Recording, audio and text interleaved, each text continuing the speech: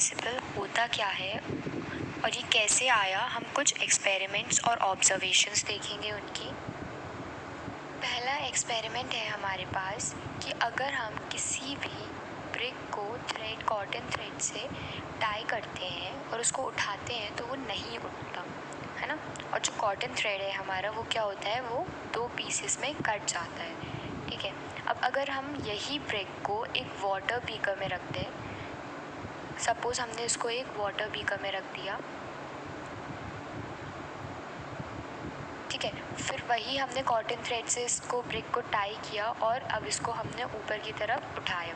तो अगर हम देखेंगे तो जो ब्रिक है हमारा ये ऊपर आसानी से उठ जाएगा, जबकि पहले हवा में हमने ऐसा किया था तो ये ऐसा नहीं हुआ था।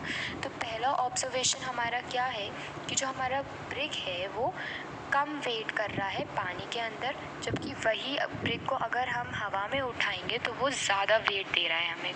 तो पहला ऑब्जर्वेशन हो गया हमारा, brick weighs less in water। Similarly हम दूसरा एक्सपेरिमेंट देखते हैं। अगर हमने एक स्टोन को उठाया, एक बड़े से स्टोन को, तो वो बहुत भारी लगता है उठाने में अगर हम उसे हवा में उठाएंगे। अब इसी स्टोन को हमने क्या किया, एक वाटर बीकर के अंदर रख दिया और फिर अगर हम इसको उठाने की कोशिश करेंगे तो ये क्या, काफ़ी लाइट हो जाएगा और आसानी से उठ जाएगा।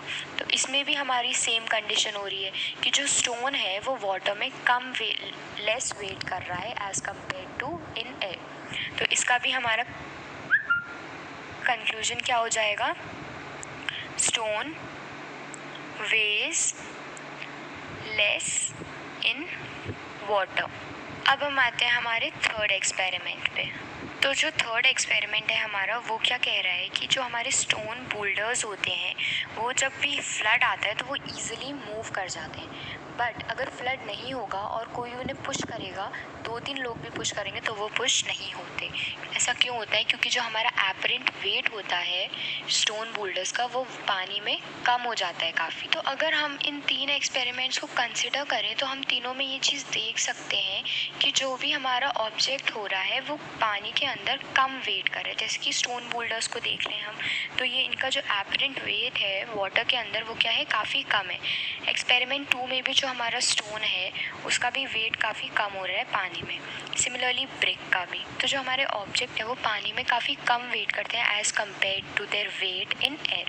तो ऐसा क्यों होता है या इसका कंक्लूजन क्या है इन एक्सपेरिमेंट्स का, ये हम देखते हैं। This apparent loss in weight of a body immersed in a liquid, which is due to the upthrust experienced by the body, has been beautifully stated by a scientist named Archimedes as the Archimedes principal.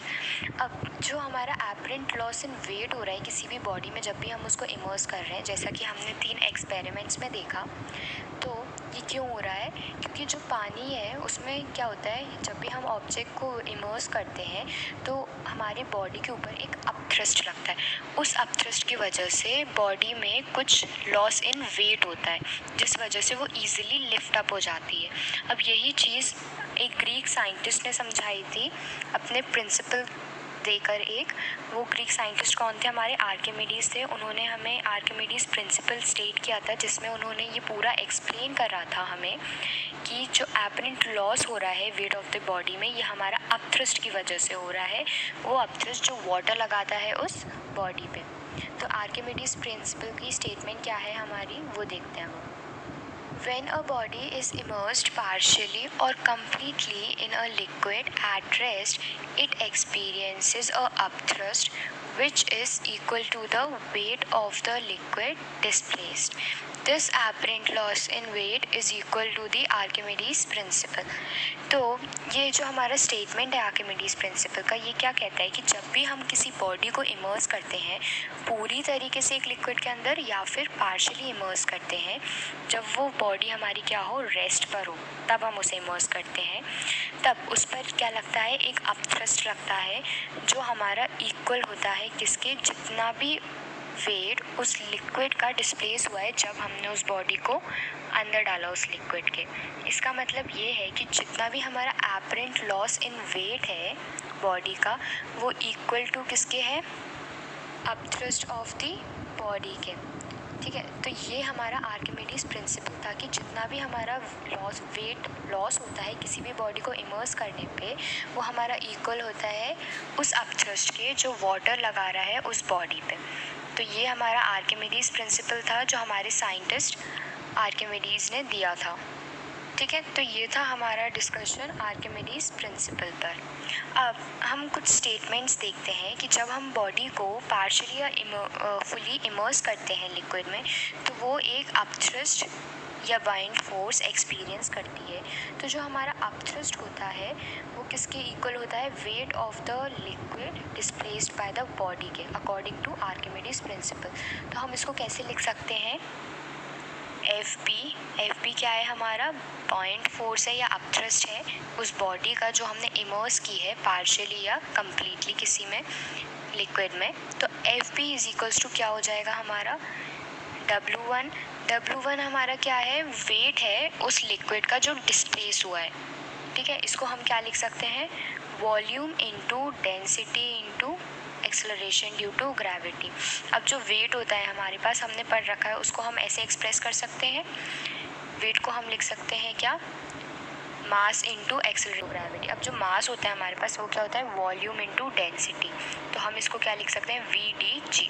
जहाँ पे जो हमारा ये volume है V, ये किसका volume है? Volume of the displaced liquid, volume of displaced liquid. D1 है, ये हमारी डेंसिटी है उस डिस्प्लेस्ड लिक्विड की, और जो G है ये हमारा क्या है? Acceleration due to gravity. FB है हमारा अपथ्रस्ट। तो ये जो हमारा एक्सप्रेशन है जिसमें हमने अपथ्रस्ट को liquid weight of the body of the liquid displace के इक्वल किया है, ये एक्सप्रेशन हम कब यूज़ करते हैं? जब भी हमें किसी भी बॉडी का लॉस इन वेट कैलकुलेट करना होता है या उस पर जितना अपथ्रस्ट लग रहा है वो कैलकुलेट करना होता है, तो हम इस एक्सप्रेशन को यूज़ करते हैं। तो ये था हमारा पूरा डिस्कशन आर्किमिडीज प्रिंसिपल पे।